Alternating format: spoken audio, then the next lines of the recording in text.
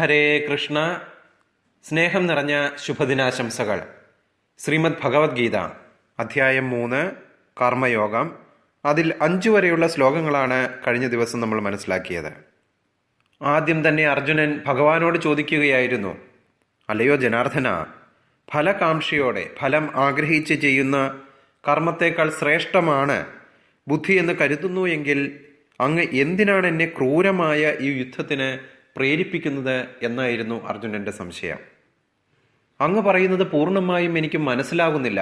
പരസ്പര വിരുദ്ധമായ ദ്വയാർത്ഥങ്ങളുള്ള ഉപദേശങ്ങളാൽ അങ്ങ് എൻ്റെ ബുദ്ധിയെ അമ്പരിപ്പിക്കുകയാണ്.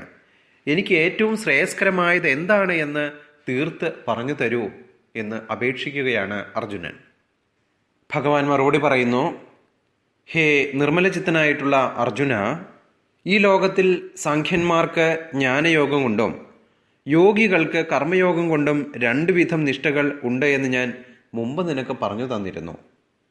കർമ്മം ചെയ്യാതിരുന്നത് കൊണ്ട് മാത്രം ആരും കർമ്മഫലങ്ങളിൽ നിന്ന് മുക്തരാകുന്നില്ല. അങ്ങനെ ഒരു വിചാരം നിനക്കുണ്ടെങ്കിൽ വേണ്ട. ഞാൻ ഒന്നും ചെയ്യുന്നില്ല, ഞാൻ സ്വർഗത്തിലേക്ക് പോകാം അല്ലെങ്കിൽ ഭഗവത് സന്നിധിയിലേക്ക് എത്താം എന്നുള്ള ഒരു ചിന്ത നിനക്ക് വേണ്ട. യുദ്ധത്തിൽ നിന്ന് ഒഴിഞ്ഞു മാറിയത് കൊണ്ട് കർമ്മഫലങ്ങളിൽ നിന്നും നീ മുക്തനാകുന്നില്ല. സന്യാസം കൊണ്ട് മാത്രം ഒരാൾ പൂർണ്ണത കൈവരിക്കുന്നുമില്ല. പ്രകൃതിയുടെ 3 ഗുണങ്ങളാൽ നിന്നുളവാകുന്ന വാസനകൾക്കനുസരിച്ച് ഓരോ മനുഷ്യനും കർമ്മം ചെയ്യുവാൻ നിർബന്ധിതനാണ്. ആർക്കും ഒറ്റ നിമിഷം പോലും കർമ്മത്തിൽ നിന്ന് ഒഴിഞ്ഞു നിൽക്കാനാവില്ല. ഇത്രയുമാണ് ഭഗവാൻ അർജുനനോട് പറഞ്ഞു മനസ്സിലാക്കിയത്.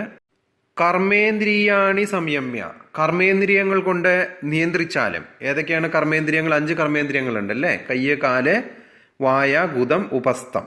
ഇങ്ങനെ 5 കർമ്മേന്ദ്രിയങ്ങളെയും നിയന്ത്രിച്ചാലും ആസ്തേ മനസാസ്മരൻ, ആസ്തേ സ്ഥിതി ചെയ്യുക, മനസ്സുകൊണ്ട് സ്മരിക്കുന്നവനായി തീർന്നാലും. അതായത് യാതൊരു വിധത്തിലുള്ള തെറ്റുകളും കർമ്മേന്ദ്രിയങ്ങൾ കൊണ്ട്, കൈകൊണ്ടോ കാലുകൊണ്ടോ വായ കൊണ്ടോ മോശമായ പ്രവൃത്തികളോ ഒന്നും ചെയ്യാതെ മനസ്സുകൊണ്ട് നമ്മൾ തെറ്റ് ചിന്തിക്കുക ആണ് എങ്കിൽ, അല്ലെങ്കിൽ മനസ്സുകൊണ്ട് വ്യവഹാരത്തിൽ ഏർപ്പെടുകയാണ് എങ്കിൽ, ഇന്ദ്രിയാർത്ഥാൻ വിമൂഢാത്മ, ഇന്ദ്രിയ വിഷയങ്ങളെ, അതും എന്തിനെയാണ് സ്മരിക്കുന്നവനായി തീരുന്നത്?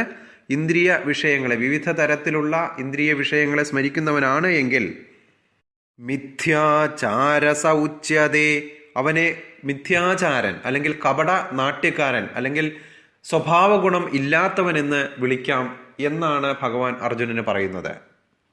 ഈ ശ്ലോകം മനസ്സിലാക്കാൻ നമ്മൾ രാഷ്ട്രീയക്കാരുടെ മുഖം ഒന്ന് ഓർത്താൽ മതി. എത്ര സ്നേഹത്തോടു കൂടിയാണ് അവർ ഓരോരുത്തരെയും കാണുന്ന സമയത്ത് പെരുമാറുന്നത്. തേനൊലിപ്പിക്കുന്ന വിധത്തിലാണ് അവരുടെ കൈകളും കാലുകളും എല്ലാം പ്രവർത്തിക്കുക.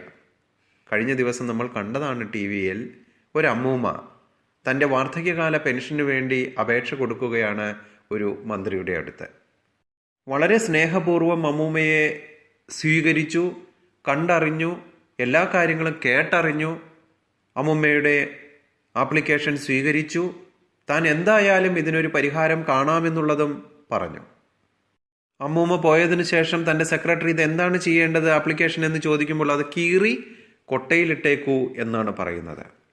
അപ്പോൾ കർമ്മേന്ദ്രിയം കൊണ്ടുള്ള എല്ലാ പ്രവൃത്തികളും വളരെ സുന്ദരമായിരുന്നു, വളരെയധികം ആകർഷകമായിരുന്നു, എല്ലാമായിരുന്നു. പക്ഷേ മനസ്സ് ശരിയല്ല. അതാണ് ഇവിടെ ഭഗവാൻ പറഞ്ഞത്. നിങ്ങളുടെ കയ്യ്, കാല്, വായ, ഗുദം, ഉപസ്ഥം എന്നീ 5 കർമ്മേന്ദ്രിയങ്ങളെ നിങ്ങൾ നിയന്ത്രിച്ചാലും, ഏത് മറ്റുള്ളവർക്ക് വേണ്ടിയുള്ള സന്തോഷത്തിന് വേണ്ടി നിങ്ങൾ പ്രവർത്തിച്ചാലും മനസ്സുകൊണ്ട് സ്മരിക്കുന്നവനായി തീർന്നു കഴിഞ്ഞാൽ നിങ്ങൾ മൂഢനാണ്. അങ്ങനെയുള്ളവനെ കപടനാട്യക്കാരൻ എന്നാണ് വിളിക്കേണ്ടത് എന്ന് ഭഗവാൻ അർജുനനോട് പറയുകയാണ്. ഇതുപോലെ ചില ആൾക്കാരെ നമുക്ക് അമ്പലങ്ങളിലും കാണാം. മേലാസകലം ഭസ്മം പൂശി ആൾക്കാർ കാണുന്ന സമയത്ത് നാരായണ നാരായണ എന്നെല്ലാം ജപിച്ച് ഭയങ്കര ഭക്തിയാണ്, കാലത്ത് മുഴുവനും ഭക്തിയാണ്. വൈകിട്ട് ഓഫീസിൽ നിന്ന് തിരിച്ചു വരുന്ന സമയത്ത് ഈ ഭക്തിയെല്ലാം മറക്കും. പിന്നെ വരുന്നത് 4 കാലിലായിരിക്കും. ഇവരും കപടനാട്യക്കാരാണ്. ഭഗവാനെ തീരെ വിശ്വാസമില്ലാത്ത, കാലത്ത് ചെന്ന് ഭഗവാനോട് എല്ലാവിധ ക്ഷമയും പറഞ്ഞ് എല്ലാം ചെയ്യും. പക്ഷെ മനസ്സിന് നിയന്ത്രിക്കാൻ കഴിയുന്നില്ല, ഇന്ദ്രിയങ്ങളെ നിയന്ത്രിക്കാൻ കഴിവില്ല. രാത്രി കുടിച്ച് മതോന്മത്തനായി ഭാര്യയെ ഉപദ്രവിക്കുക എന്നുള്ള വിനോദത്തിൽ ഏർപ്പെടുന്ന അനേകം ആൾക്കാർ നമ്മുടെ നാട്ടിലുണ്ട്. ഇങ്ങനെയുള്ള ആളുകളെയെല്ലാം കപടനാട്യക്കാരൻ എന്നാണ് ഭഗവാൻ വിളിക്കുന്നത്. ഇവരെ ആത്മാർത്ഥത ഇല്ലാത്തവരെന്നും വഞ്ചകൻ എന്നുമാണ് ഭഗവാൻ വിളിക്കുന്നത്. ഇനി ആത്മാർത്ഥത ഉള്ളവരാരാണ്? അടുത്ത ശ്ലോകത്തിൽ ഭഗവാൻ അതും വ്യക്തമാക്കുന്നു. 7-ാമത്തെ ശ്ലോകം. യത് ഇന്ദ്രിയാണി മനസ നിയമ്യ ആരഭതേ അർജുന കർമ്മേന്ദ്രിയ കർമ്മയോഗം അസക്ത സവിശിഷ്യതേ. യത് ഇന്ദ്രിയാണി മനസ, ആത്മാർത്ഥതയോടെ ആരെങ്കിലും മനസ്സുകൊണ്ട് ഇന്ദ്രിയങ്ങളെ നിയമ്യ ആരഭതേ അർജുന, നിയമ്യ അടക്കുവാൻ, ആരഭതേ ആരംഭിക്കുന്നുവോ അർജുന, ഒപ്പം തന്നെ കർമ്മേന്ദ്രിയ കർമ്മയോഗം, കർമ്മേന്ദ്രിയങ്ങളെ ഭഗവത് സേവനത്തിലൂടെയും, ഭഗവാനിലുള്ള പൂജകൾ, ഭഗവാന്റെ അമ്പലം വൃത്തിയാക്കൽ, ഭഗവാനെക്കുറിച്ചുള്ള ആരാധന, ഇങ്ങനെയുള്ള നിരവധി കർമ്മയോഗങ്ങളിലൂടെ, ഭഗവത് സേവനത്തിലൂടെ കർമ്മേന്ദ്രിയങ്ങളെ വ്യാപരിപ്പിക്കുകയും ചെയ്യുന്നവൻ അസക്ത സ വിശിഷ്യതേ, അസക്തനായിരിക്കുന്നവൻ അല്ലെങ്കിൽ അത്യുത്തമൻ ആണ് എന്ന് പറയാം.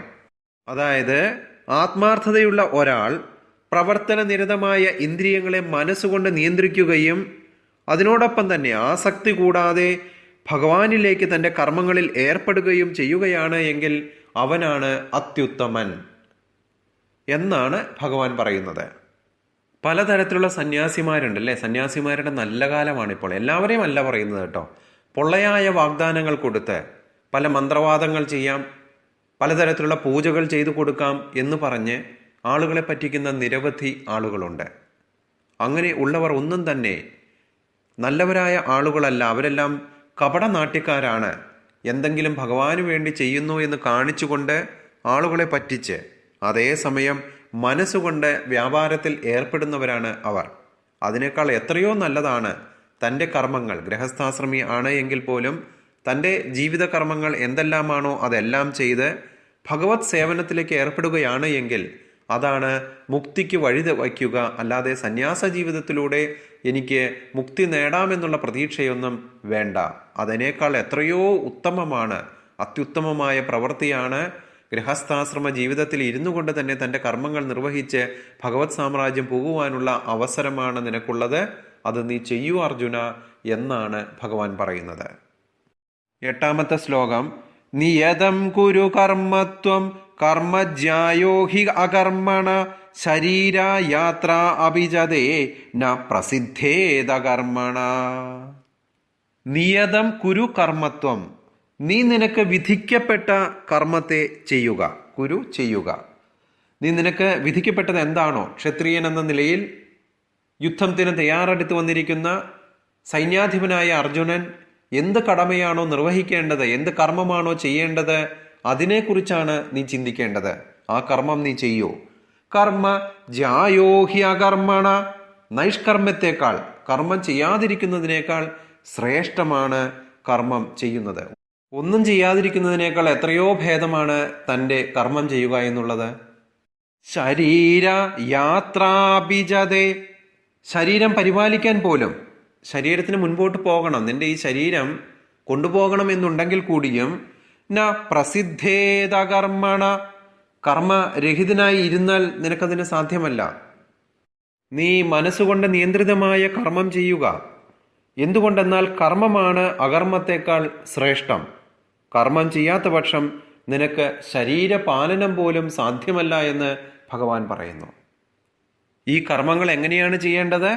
യജ്ഞാർത്ഥാത് കർമ്മണോ അന്യത്ര ലോകോ അയം കർമ്മബന്ധന തത് അർത്ഥം കർമ്മ കൗന്ദേയ മുക്ത സംഘസമാചര. യജ്ഞാർത്ഥാത് കർമ്മണോ അന്യത്ര, യജ്ഞത്തിനുള്ള കർമ്മം ഒഴിച്ച്. എന്താണ് യജ്ഞത്തിനുള്ള കർമ്മം? താൻ ചെയ്യുന്ന പ്രവൃത്തികളിലെല്ലാം ഭഗവാനാണ് എന്നുള്ള രീതിയിൽ ചെയ്യുന്നതാണ് യജ്ഞാർത്ഥമായിട്ടുള്ള കർമ്മം. യജ്ഞാർത്ഥമായിട്ടുള്ള കർമ്മങ്ങൾ ഒഴിച്ച് ലോകോ അയം കർമ്മബന്ധന, മറ്റു കർമ്മങ്ങളെല്ലാം തന്നെ ബന്ധിപ്പിക്കപ്പെട്ടതാണ് ഈ ലോകം. ഏതൊരു പ്രവൃത്തിയാണ് എങ്കിലും ഭഗവാനാണ് എന്നുള്ള രീതിയിലല്ലാതെ ചെയ്തു കഴിഞ്ഞാൽ അതിൽ കർമ്മബന്ധം ഉണ്ടാകും. തത് അർത്ഥം കർമ്മ കൗന്ദേയ, നീ കർമ്മം ഭഗവാനെ എന്ന രീതിയിൽ നിർവഹിക്കുക അർജുന. മുക്ത സംഘസമാചര, അങ്ങനെ സംഘരഹിതനായി തീർന്നു കഴിഞ്ഞാൽ നീ ബന്ധമുക്തനായി തീരും. നമ്മൾ ചെയ്യുന്ന ഓരോ പ്രവൃത്തിയും ഭഗവാന് വേണ്ടിയുള്ള യജ്ഞമെന്ന രീതിയിൽ ആയിരിക്കണം ചെയ്യേണ്ടത്. ഇത് ഭഗവാന് വേണ്ടിയാണ് ഞാൻ ചെയ്യുന്നത്, ഈ വീട് വയ്ക്കുന്നത് ഭഗവാനെ പൂജ ചെയ്യുന്നതിന് വേണ്ടി ആയിരിക്കണം, എൻ്റെ മക്കളെ പഠിപ്പിക്കുന്നത് അവർ ഭഗവത് സേവനത്തിൽ ഏർപ്പെടുന്നതിന് വേണ്ടി ആയിരിക്കണം, തൻ്റെ പ്രവൃത്തികളെല്ലാം തന്നെ നല്ലത് വരുത്തുവാനായിരിക്കണം എന്ന ചിന്തയോടുകൂടി ചെയ്യുകയാണെങ്കിൽ അതിൽ കർമ്മബന്ധങ്ങൾ ഉണ്ടാവുകയില്ല എന്നും, അങ്ങനെ ചെയ്യാതിരിക്കുന്ന പക്ഷം എല്ലാ പ്രവൃത്തിയിലും കർമ്മബന്ധങ്ങൾ ഉണ്ടാവുകയും ചെയ്യും. അതുകൊണ്ട് അർജുന, എല്ലാം നീ ഭഗവത് സേവനത്തിനായി എന്ന രീതിയിൽ ചെയ്യുക എന്ന് പറയുന്നു ഭഗവാൻ. 8ാമത്തെ ശ്ലോകം. സഹയജ്ഞ പ്രജാസൃഷ്ട പുരാ ഉവാച പ്രജാപതി അനേന പ്രസവിഷ്യാധ്വം യേഷ വാസ്തു ഇഷ്ടകാമധൂ. സഹയജ്ഞ പ്രജാസൃഷ്ട, യജ്ഞത്തോടുകൂടി പ്രജകളെയും സൃഷ്ടിച്ചുകൊണ്ട് ഭഗവാൻ ബ്രഹ്മദേവനെ സൃഷ്ടിച്ചതിനോടൊപ്പം തന്നെ ബ്രഹ്മദേവനിൽ നിന്ന് വന്ന 9 ഋഷിമാർക്കും കൂടി യജ്ഞം നടത്തുന്നതിന്, ഭഗവത് സേവനത്തിൽ ഏർപ്പെടുന്നതിന് വേണ്ടി യജ്ഞവും സൃഷ്ടിച്ചിരുന്നു. ആരാണ് സൃഷ്ടിച്ചത്? പുരു ഉവാച പ്രജാപതി. പണ്ട് പ്രജാപതി പറഞ്ഞു. ആരാ പ്രജാപതി? ഭഗവാൻ ശ്രീകൃഷ്ണൻ. ശ്രീമദ് ഭാഗവതത്തിൽ പ്രജാപതിയെക്കുറിച്ചൊരു ശ്ലോകമുണ്ട്. ശ്രീയാപതി യജ്ഞപതി പ്രജാപതി ധിയാംപതി ലോകപതി ധരാപതി പതിഗതിജ അന്ധക വൃഷ്ണി സാത്വതാം പ്രസീദതാം മേ ഭഗവാൻ സദാം പതിഹി. ശ്രീയാപതി, ലക്ഷ്മീദേവിയുടെ ഭർത്താവ്, ലക്ഷ്മീദേവിയുടെ പതി. യജ്ഞാപതി, യജ്ഞങ്ങളുടെ അധിപൻ. പ്രജാപതി, സകല ജീവസത്തുകളുടെയും അധിപൻ. ധിയാംപതി, ബുദ്ധിയുടെ അധികാരി. ലോകപതി, സർവലോകങ്ങളുടെയും നാഥൻ. ധരാപതി, ഭൂമിയുടെ നാഥൻ. പതി ഗതി, അന്ധക, യദുകുല രാജാക്കന്മാരിൽ ഒരുവനായിട്ടുള്ള അന്ധകന്മാരുടെ സേനാനായകൻ. വൃഷ്ണിപതി, യദുകുലത്തിലെ ആദ്യ രാജാവായ വൃഷ്ണിയുടെ നായകൻ. സാത്വതാം പ്രസീദതാം, യദുക്കൾ സന്തുഷ്ടവാന്മാരായിരിക്കട്ടെ അങ്ങനെയുള്ളവരുടെ നായകൻ. മേ ഭഗവാൻ സദാംപതി, എല്ലാവിധത്തിലുള്ള ഭക്തരുടെയും നായകൻ. ആ ഭഗവാനെയാണ് പ്രജാപതി എന്ന് ഈ ശ്ലോകത്തിൽ പറഞ്ഞിരിക്കുന്നത്. ശ്ലോകം. സഹയജ്ഞ പ്രജാസൃഷ്ട പുര ഉവാച പ്രജാപതി അനേന പ്രസവിഷ്യാധ്വം യേഷ വാസ്തു ഇഷ്ടകാമധു. അനേന പ്രസവിഷ്യാധ്വം, ഇതുകൊണ്ട് നിങ്ങൾ സന്തതി പരമ്പരകളെ വർദ്ധിപ്പിക്കുക. യേഷ വാസ്തു ഇഷ്ടകാമധു, സുഖജീവിതത്തിന് വേണ്ടുന്നത് എല്ലാം തന്നെ നിങ്ങൾക്ക് ഈ യജ്ഞത്തിൽ നിന്നും ലഭിക്കും. സൃഷ്ടിയുടെ ആരംഭത്തിൽ ഭഗവാൻ ദേവന്മാരെയും മനുഷ്യരെയും ഒപ്പം തന്നെ വിഷ്ണുവിനായുള്ള യജ്ഞങ്ങളെയും ഉണ്ടാക്കിയ ശേഷം അവരെ ഇങ്ങനെ ആശീർവദിക്കുകയാണ്. ഈ യജ്ഞത്തെ കൊണ്ട് നിങ്ങൾ സന്തുഷ്ടരാവുക, മോക്ഷപ്രാപ്തിക്കും സുഖജീവിതത്തിന് വേണ്ടുന്നതെല്ലാം തന്നെ ഇതിൽ നിന്നും നിങ്ങൾക്ക് ലഭിക്കും. യജ്ഞത്തിൽ നിന്നും സുഖജീവിതത്തിന് വേണ്ടുന്നത് എല്ലാം ലഭിക്കുമെന്നാണ് ഭഗവാൻ പറഞ്ഞത്. അല്ലേ? നമുക്കിപ്പോൾ സുഖമുണ്ടോ? ഇല്ല. എന്തുകൊണ്ടാണ് സുഖമില്ലാത്തത്? സമാധാനമില്ല. അപ്പം നമ്മൾ യജ്ഞം ചെയ്യണം, അല്ലേ? എന്താണ് കലികാലത്തിലെ യജ്ഞം? കൃതേയധ്യായതോ വിഷ്ണും ത്രേതായാം യജതോ മഖൈ ദ്വാപരേ പരിചര്യായാം കലൗ തൗ ഹരികീർത്തനാത്. സത്യയുഗത്തിൽ യുഗധർമ്മമായ വിഷ്ണുധ്യാനവും ത്രേതായുഗത്തിൽ യജ്ഞഹോമാദികളും ദ്വാപരയുഗത്തിൽ വിഗ്രഹാരാധനയും നൽകുന്ന അതേ ആധ്യാത്മിക ഫലം കലിയുഗത്തിൽ ഹരേ കൃഷ്ണ മഹാമന്ത്ര ജപം കൊണ്ട് ലഭിക്കുന്നു. ഈ ഹരിയുടെ നാമമാണ് കലിയുഗത്തിലെ യജ്ഞം. പണ്ടുകാലത്തെ പോലെ ആളുകൾക്ക് ഇപ്പോൾ അത്ര ആയുസ്സൊന്നുമില്ല. മാത്രമല്ല, ഇപ്പോഴത്തെ യജ്ഞങ്ങളെല്ലാം വാട്സപ്പ് യജ്ഞങ്ങളാണ്. നാമം ചൊല്ലുക എന്നുള്ളത് വാട്സപ്പിൽ കൂടിയാണ്. മൊബൈൽ എടുത്തു വയ്ക്കും, അതിനെ ആരാധിക്കും, അതിലേക്ക് നോക്കിക്കൊണ്ട് തൻ്റെ കൈ അമർത്തി ഭഗവാനോട് കൂമ്പുന്ന രീതിയിലാണ് കൈയമർത്തിക്കൊണ്ട് നാരായണ ജപം അല്ലെങ്കിൽ ഏതെങ്കിലും തരത്തിലുള്ള നാമങ്ങൾ പറയും. അതിൻ്റെ ഉദ്ദേശം ഇത് കേൾക്കുന്ന 10 പേർ തങ്ങളുടെ കൈ പൊക്കണം, ഭഗവാൻ സംപ്രീതനാകണം എന്ന ഉദ്ദേശത്തോടു കൂടി അല്ല ഇത് ചെയ്യുന്നത്. 4 പേർ നല്ലതാണ് എന്ന് പറയണം. അങ്ങനെ പറഞ്ഞു കഴിഞ്ഞാൽ പിറ്റേ ദിവസം 2 മിനിറ്റാണ് വാട്സപ്പിൽ നാമം ചൊല്ലിയത് എങ്കിൽ പിറ്റേ ദിവസം 4 മിനിറ്റ് ആക്കാം. വളരെ ഉത്സാഹത്തോടു കൂടിയാണ് ആളുകൾ എൻ്റെ നാമം ചൊല്ലാൻ നല്ലതാണ് എന്ന് പറയണം എന്നുള്ള ചിന്തയോടുകൂടിയാണ് വാട്സപ്പിൽ നാമം ചൊല്ലുന്നത്. ഭഗവാനിൽ ശ്രദ്ധ കേന്ദ്രീകരിക്കുകയാണ് വേണ്ടത്. അരമണിക്കൂർ മൊബൈലെല്ലാം ഓഫ് ചെയ്ത് പൂർണ്ണമായും ഭഗവാന്റെ ചരണപാദങ്ങളിൽ തൻ്റെ മനസ്സ് അർപ്പിച്ച് കുട്ടികളെയും മറ്റുള്ളവരെയും വിളിച്ചിരുത്തി നാമം ചൊല്ലുവാനാണ് ശ്രദ്ധിക്കേണ്ടത്. നാമം ചൊല്ലുമ്പോൾ നമ്മുടെ ഉള്ളിലേക്ക് നോക്കുക, ആത്മാവ് അത് കേൾക്കുന്നുണ്ടോ, ആത്മാവിനെ ശ്രദ്ധിക്കുക. അപ്പോഴാണ് സമാധാനമുണ്ടാകുന്നത്. എല്ലാ വിഷയങ്ങളും തൻ്റെ കർമ്മഫലമായാണ് ഉണ്ടാകുന്നത് എന്നും ഈ അസുഖങ്ങളൊന്നും ഒരു അസുഖമേ അല്ല എന്നും എല്ലാം മനസ്സിലാകുന്നത് നമ്മുടെ ആത്മാവിലേക്ക് നോക്കുമ്പോഴാണ്. ഭഗവാൻ അവിടെ ഇരിപ്പുണ്ട്. ആ ഭഗവാനെ ഒന്ന് തിരിച്ചറിയുക. നമ്മുടെ എല്ലാ സന്തോഷത്തിൻ്റെയും എല്ലാ ദുഃഖത്തിൻ്റെയും കാരണം കർമ്മഫലങ്ങളാണ്. ഇത് ഞാൻ അനുഭവിച്ച് തീർക്കേണ്ടവ തന്നെയാണ്. ഇതിൽ വിഷമിക്കാനുള്ള യാതൊരു അവകാശവും എനിക്കില്ല എന്നുള്ള ബോധത്തോടു കൂടിയായിരിക്കണം നമ്മുടെ എല്ലാ പ്രാർത്ഥനകളും. അങ്ങനെയാകുമ്പോൾ ഭഗവാൻ പറഞ്ഞതുപോലെ യജ്ഞത്തിലൂടെ സകലവിധ സുഖ അനുഭവങ്ങളും നമുക്കുണ്ടാകും. മനസ്സിൻ്റെ സുഖമാണ് സുഖമല്ലാതെ ശരീരത്തിൻ്റെ സുഖമല്ല സുഖം. ഇത് മനസ്സിലാക്കുക. എല്ലാവിധത്തിലുള്ള അസുഖങ്ങളും വിഷമങ്ങളും വരുന്നത് കർമ്മഫലമാണ് എന്ന് മനസ്സിലാക്കുക. എൻ്റെ എല്ലാവിധത്തിലുള്ള കർമ്മഫലങ്ങളും ഈ ജന്മത്തിൽ തന്നെ അനുഭവിച്ച് തീരണമേ എന്ന് ഭഗവാനോട് പ്രാർത്ഥിക്കുക. എന്നാൽ സകല സുഖങ്ങളും നമുക്ക് അനുഭവിക്കാൻ സാധിക്കും. ഇന്നത്തെ ശ്രീമദ് ഭഗവത്ഗീത പാരായണ ഭഗവാന്റെ പാദപങ്കജങ്ങളിൽ സമർപ്പിക്കുന്നു. ഏവർക്കും സ്നേഹം നിറഞ്ഞ ശുഭദിനാശംസകൾ. ഹരേ കൃഷ്ണ.